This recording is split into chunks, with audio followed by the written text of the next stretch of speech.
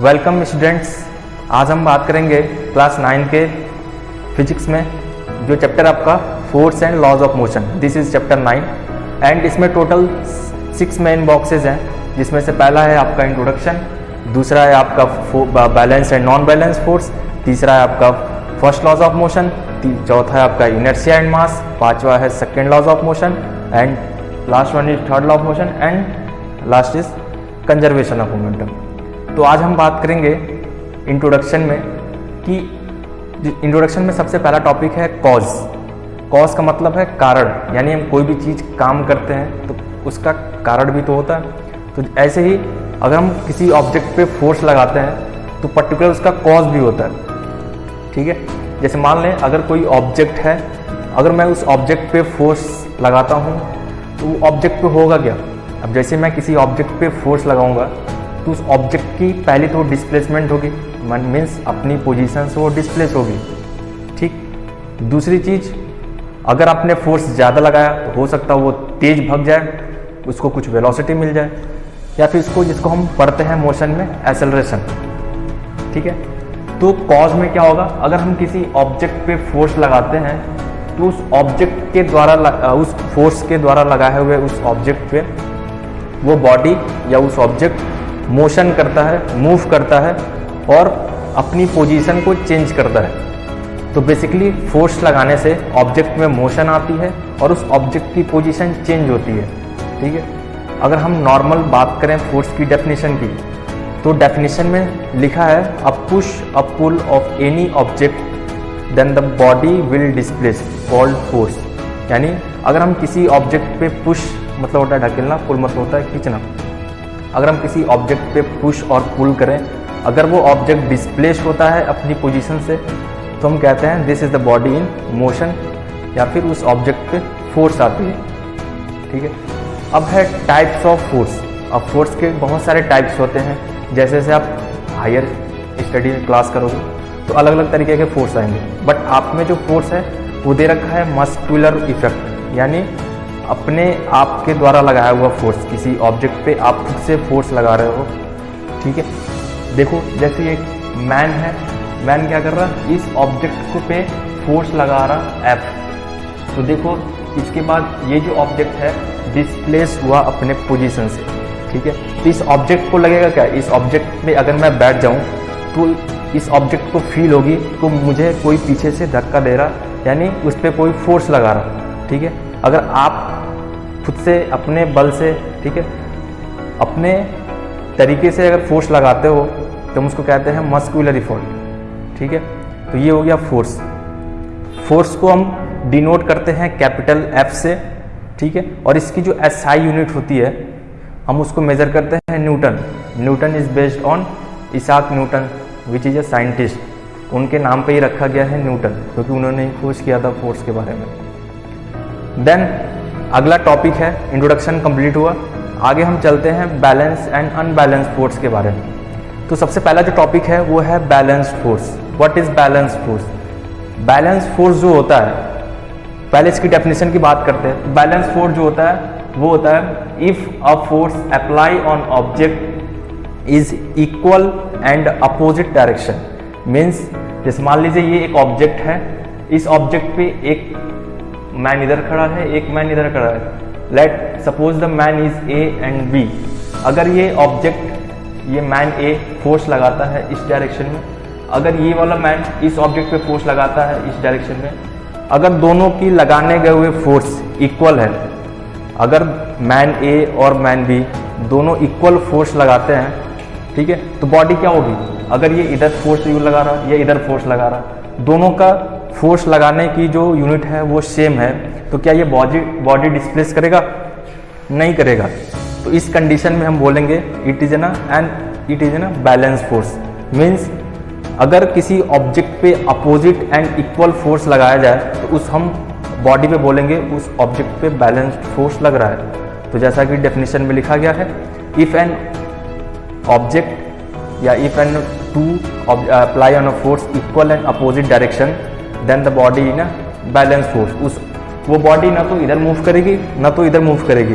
तो जब body displace ना हो अपने पोजीशन से बट फिर भी उस पर फोर्स लग रहा है उसको बोलते हैं balance force, and other is unbalanced force. नाम से पता चल रहा अनबैलेंस्ड। अगर हम किसी ऑब्जेक्ट पे फोर्स लगाते हैं बट अनइक्वल फोर्स, ठीक है, मान लें अगर यही मैन ए है, मैन बी है, इन्हीं दोनों में से किसी एक का फोर्स ज़्यादा हो गया तो बॉडी क्या होगी, जिधर ज़्यादा फोर्स लगेगी उधर डिस्प्लेस हो जाएगा। ठीक है, मान लीजिए मैन ए ज़्यादा फोर्स लगाया बी के कंपैरिजन में तो बॉडी क्या होगी, फॉरवर्ड मूव कर जाएगी। अगर मैन बी ज़्यादा फोर्स लगा रहा मैन ए से, बॉडी क्या होगी, बैकवर्ड मूव कर जाएगी।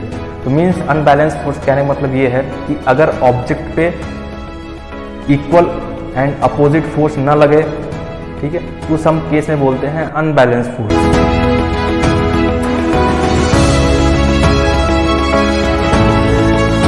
ये जो आपका मेन टॉपिक था फर्स्ट लॉज ऑफ मोशन, इसमें इसको हम पढ़ने से पहले ये जो फर्स्ट लॉ, सेकेंड लॉ और थर्ड लॉ है, ये इन्होंने डिस्कवर किया था न्यूटन्स ने। ठीक है, इसको पहले फर्स्ट लॉज ऑफ मोशन के पढ़ने से पहले उसके हम कुछ टर्म्स की बात करेंगे। जो first laws of motion, motion के फोर्स को डिफाइन करने से न्यूटन्स के पहले ही कुछ साइंटिस्ट ने कुछ बता रखा था, तो उसके बारे में हम बात करेंगे। जो सबसे पहला है हेडिंग में एरिस्टोल फैलेसी। एरिस्टोल एक साइंटिस्ट का नाम है जो 500 BC में पैदा हुए थे, और फैलेसी है मतलब उनकी जो उनको फोर्स के बारे में कहा था, बाद में किसी साइंटिस्ट ने उन्होंने गलत कर दिया, तो इसलिए इनकी थियरी को एरिस्टोल फैलेसी बोलते हैं। ठीक है, मतलब इन्होंने जो सिद्धांत दिया था वो तब तक चल रहा था उस समय ज़माने के, लेकिन बाद में जब जैसे जैसे ईयर्स बढ़ते गए तो जब नए साइंटिस्ट डेवलप हुए तो उन्होंने बाद में इस थियरी को फेल कर दिया जो एरिस्टोल ने डेवलप किया था। तो इसलिए हम एरिस्टोल फैलेसी करते हैं। आपके बुक में है नहीं बट हम डिफाइन करते हैं एक बार एरिस्टोल ने। तो एरिस्टोल ने कहा क्या था, एरिस्टोल ने ये कहा कि if an object move continuously या if an object move in motion, Aristotle ने कहा क्या था, if an object in motion, अगर कोई ऑब्जेक्ट मोशन कर रहा है तो it require a continuously force. यानी एरिस्टोल का कहना ये था कि अगर कोई ऑब्जेक्ट कंटिन्यूसली मूव कर रहा है तो उसको मूव कराने के लिए कंटिन्यूसली उसको एक कंटिन्यूस फोर्स की भी ज़रूरत पड़ेगी उस पर्टिकुलर वेलोसिटी से चलने के लिए।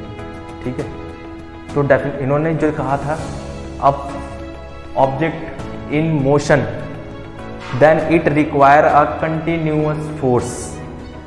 ठीक है, यानी एक बार और डिफाइन करते हैं, इफ़ एन ऑब्जेक्ट, अगर कोई ऑब्जेक्ट मोशन में है तो उसको मोशन में रहने के लिए उसको एक कंटिन्यूस फोर्स की ज़रूरत पड़ती है। ठीक है, तो उस समय लोगों ने इनके बातों पर ध्यान दिया था कि ठीक है, यहाँ अगर कोई ऑब्जेक्ट मोशन कर रहा है तो उसको एक फोर्स की ज़रूरत पड़ेगी। बट जैसे जैसे समय बीतता गया तो एक नए साइंटिस्ट आए जिनका नाम था Galileo. Is an very famous scientist. इन्होंने ये कहा कि नहीं, इन्होंने ये पूरा बाकायदा प्रूफ किया प्रैक्टिकली कि नहीं, ये जो एरिस्टोल का जो कहना है, इनकी जो थियरी है बिल्कुल गलत है। इन्होंने प्रूफ कैसे किया, इन्होंने सबसे पहले जो डेफिनेशन दिया वो ये कहा कि अगर कोई ऑब्जेक्ट मूव कर रहा है, यानी अगर कोई ऑब्जेक्ट मोशन में है, उसको ज़रूरी नहीं है उसको कंटिन्यूस फोर्स चाहिए उस ऑब्जेक्ट को मूव कराने के लिए। तो इसकी जो डेफिनेशन है वो ये है कि if an object move in motion या if an object in motion then it do not require a continuous force. ठीक है, तो फिर लोगों ने इनसे प्रूफ मांगा, इसकी प्रूफ क्या है। तो पर्टिकुलर आपके बुक में जो प्रूफ दिया हुआ है, ये बुक में दे रखा है कि एक हमारा ग्राउंड है, उस पर ब्लॉक्स हैं, वुडन का ब्लॉक समझ लीजिए, जो 3 केस है, इधर का पार्ट फिक्स है और इधर का पास एक कुछ सर्टेन हाइट पे है, दूसरे वाले सर्टेन हाइट पे, और तीसरा वाला उस पर्टिकुलर हाइट को ग्राउंड पे लगा दिया गया। तो इस एक्सपेरिमेंट में है क्या, यहाँ पे जो ऑब्जेक्ट है, या सपोज एज अ बॉल, अगर मैं इस बॉल को, यहाँ पे बॉल है कहाँ, पर्टिकुलर हाइट पे है ग्राउंड से, अगर मैं यहाँ से इस बॉल को छोड़ दूँ, ठीक है, तो क्या होगा, वो ऑब्जेक्ट अपने आप ही चलना शुरू कर देगा। उसको देखो, इस पूरे मूवमेंट में देखो, उसको कहीं फोर्स लगी उसको पर्टिकुलर मूव कराने के लिए। बस मैंने क्या किया, यहाँ से बॉल को ड्रॉप कर दिया। जैसे इस बॉल को ड्रॉप करेंगे, ये जो बॉल है अपने आप स्पीड गेन करेगा ड्यू टू ग्रेविटी या ड्यू टू स्लोप। ऑब्जेक्ट को रखा ही इसलिए गया है स्लोप पे। तो जैसे ही इस ऑब्जेक्ट को हम ड्रॉप करेंगे तो ये ऑब्जेक्ट अपने आप वेलोसिटी करेगी और अपने आप मूव करती रहेगी, यहाँ पे पर्टिकुलर हाइट तक पहुँच जाएगी। ठीक है, तो इस पर्टिकुलर केस में कहीं भी ऑब्जेक्ट में एक्सटर्नल फोर्स नहीं दिखा, तो जिससे हम बोल सकते हैं अगर इसमें ऑब्जेक्ट पूरा मोशन किया लेकिन इस पर कोई फोर्स नहीं लगा, तो हम बोल सकते हैं कि ये जो ऑब्जेक्ट है it did not require a continuous force to move in a continuous motion of an object. Second case देखते हैं, इस ऑब्जेक्ट को थोड़ा सा रिड्यूस करके एच डैश पे लाया गया। अगर हम फिर यहाँ से इस बॉल को छोड़े तो फिर भी अपने एच डैश हाइट को गेन कर लिया विदाउट एनी एक्सटर्नल फोर्स। ठीक है, इसे दोबारा साबित हुआ। लास्ट केस में क्या था, इस वाले हाइट को पूरा ही ग्राउंड पे लाए। लास्ट केस में क्या हुआ, ये जो ऑब्जेक्ट है जैसे मैंने छोड़ा ये पर्टिकुलर मूव करता गया ग्राउंड पे। ये कब तक मूव करेगा, जब तक इसको अपनी हाइट ना मिल जाए पुरानी वाली, तो तब तक ये ऑब्जेक्ट मूव करता रहेगा। इस तीनों केस में दिखाया गया है कोई भी एक्सटर्नल फोर्स नहीं लगा ऑब्जेक्ट मूव करने के लिए। ठीक है, जिससे ये सिद्ध होता है, प्रूफ होता है कि ऑब्जेक्ट को ज़रूरी नहीं है कि कंटिन्यूअस फोर्स लगे। ठीक है, ये दोनों एक्सपेरिमेंट समझ में आया, बहुत आपको हेल्प करेगी मोशन को, लॉ को समझने के लिए। अब हम बात करते हैं अपने टॉपिक पे। Next topic is first laws of motion. ये जो लॉज ऑफ मोशन है न्यूटन्स ने दिया था। इन्होंने फोर्स के मोशन को 3 कैटेगरी में दिया था, first law, second law and third law. जिसमें से जो पहला है फर्स्ट लॉज ऑफ मोशन, ये क्या कहता है, if an object in rest, अगर कोई ऑब्जेक्ट रेस्ट में है या फिर ऑब्जेक्ट मोशन में है तो वो तब तक रेस्ट में रहेगा, तब तक मोशन में रहेगा जब तक उस पर कोई एक्सटर्नल फोर्स ना लगे। जैसे एग्जांपल में समझे, अगर आप घर सोए हो, सुबह के टाइम पे अगर कोई आपको उठाता है तो आप क्या चाहते हो, आप कब तक नहीं उठते जब तक आपको मम्मी अपना नहीं उठाती। ठीक है, तो जस्ट एक समझने के लिए एक एग्जांपल है फर्स्ट लॉज ऑफ मोशन का, कि जब तक ऑब्जेक्ट रेस्ट में है वो रेस्ट में ही रहेगा, तो जब तक मोशन में नहीं आएगा जब तक उस पर कोई फोर्स ना लगे। आप जब तक सोए रहोगे तब तक, जब तक आपको कोई जगाने ना आए। तो जगाने वाला कौन है, मम्मी। मम्मी क्या है यहाँ पे, एक्सटर्नल फोर्स है। ठीक है, तो फर्स्ट लॉज ऑफ मोशन यही कहता है कि अगर कोई ऑब्जेक्ट रेस्ट में है तो वो रेस्ट में ही रहेगा, अगर कोई ऑब्जेक्ट मोशन में है तो वो मोशन में ही रहेगा। अगर रेस्ट में है, अगर उसको मोशन में लाना है तो एक एक्सटर्नल फोर्स की ज़रूरत पड़ेगी। अगर कोई मोशन में है उसको रोकना है तभी भी हमें एक एक्सटर्नल फोर्स की ज़रूरत पड़ेगी। यानी फर्स्ट लॉ यही कहता है कि अगर ऑब्जेक्ट मोशन में है या फिर रेस्ट में है, it require a external force. ठीक है, तो सिंपल फर्स्ट लॉ यही कहता है। आगे है, अब इसी फर्स्ट लॉ के अंदर है टर्म्स है इनर्शिया। इनर्शिया का हिंदी होता है जड़त्व। तो इसको हम समझते हैं इनर्शिया क्या होता है। इनर्शिया के नाम से पता चल रहा है इनर्शिया यानी to resist the external force, यानी किसी ऑब्जेक्ट पे अगर फोर्स लग रहा है तो वो जो ऑब्जेक्ट है क्या करेगी, उस एक्सटर्नल फोर्स को रजिस्ट करेगी। तो डैट इज कॉल्ड इनर्शिया। अगर आप सो रहे हो, आपको मम्मी जगाती हैं तो आप उसको रजिस्ट करते हो ना मम्मी को कि आप 5 मिनट बाद जगाना, 10 मिनट बाद जगाना। ठीक है, तो आप क्या कर रहे हो, उस पर्टिकुलर फोर्स या फिर मम्मी को रजिस्ट करते हो। तो जब एक्सटर्नल फोर्स को रजिस्ट करते हैं उसी को कहते हैं हम इनर्शिया। तो इनर्शिया क्या कहता है, if an object in rest या फिर मोशन, अगर कोई इस पर एक्सटर्नल फोर्स लग रहा है तो वो उस बॉडी एक्सटर्नल फोर्स को रजिस्ट करता है, उस एक्सटर्नल फोर्स को रोकता है।